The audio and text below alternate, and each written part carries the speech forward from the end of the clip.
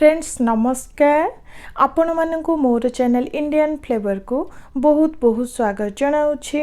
Friends आज आनी महाप्रभु जगन्नाथंकर 56 भोग मध्यरु गोटिए भोग बेसर रेसिपी। फ्रेंड्स जेते चेष्टा कले मध्य महाप्रसाद परि स्वाद केबे मध्य आसीबो नाही। गोटिए मात्र प्रयास करिछि, आशा करुछि आज रही रेसिपीटी आपण मानकु भल लागिबो।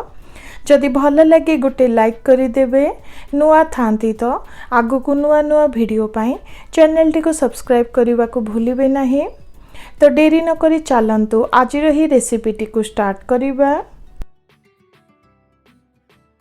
बेसर पाई एठी मु नेइछि 2 चमच हेबो पान मधुरी, 1 इंच हेबो अदा, किछि कला मरीच, आधी चमच हेबो जीरा, 2 चमच हेबो सोरिष। फ्रेंड्स एबे गोटे ब्लेंडर को काढी नबा।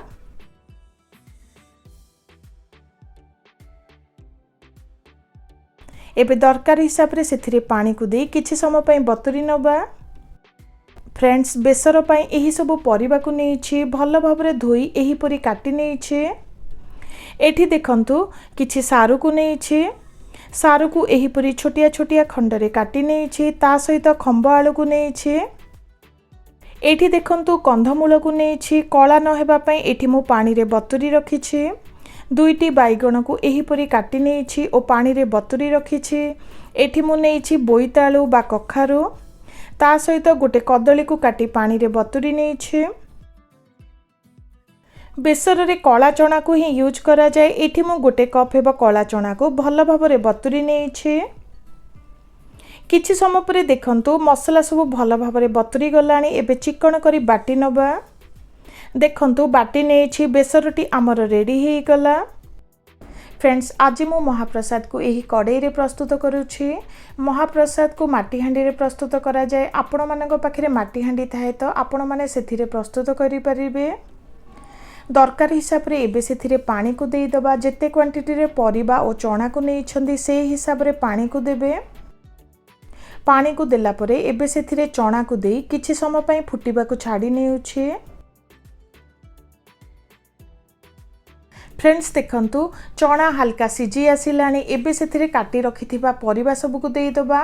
एठी आपण माने कांकड़, पोटल, झुडंग एही सब परिबा को मध्ये देई परिबे। स्पेशली आलू और टमाटो को यूज करा जाय नाही। परिबा को देला परे एबे सेथिरे बेसर को देउछि। ता सहित अल्प टिके हेंगु को पानी रे मिसाई नेइथिली ताकू देई दबा। 56 भोग रे मेन इंग्रेडिएंट हेउछि हेंगु। ता सहित अल्प टिके जीरा और सोरिष को देउछि।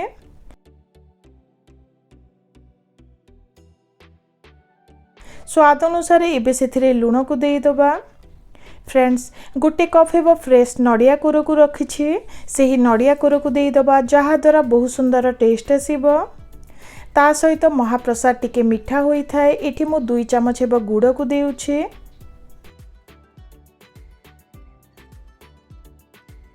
एबे भल भाबरे सब को मिसाई नबा।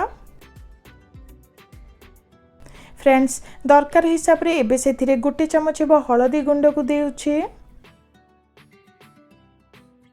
एबे भल भाबरे सब को मिसाई प्राय 10 रु 15 मिनिट पई सिजाई नबा जहा द्वारा परिबा भल भाबरे सिजी जिवो।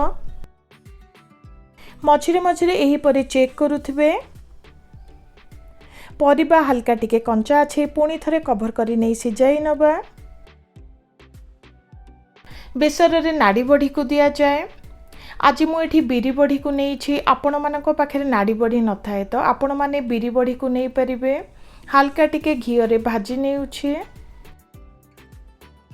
किछि समय परे देखंतु बढी भल भाबरे भाजी गलानी। एबे साइड रे रखि दबा। प्राय 10 रु 15 मिनिट पई रांधी नेइछि। बहुत सुंदर बास्ना आसिलानी।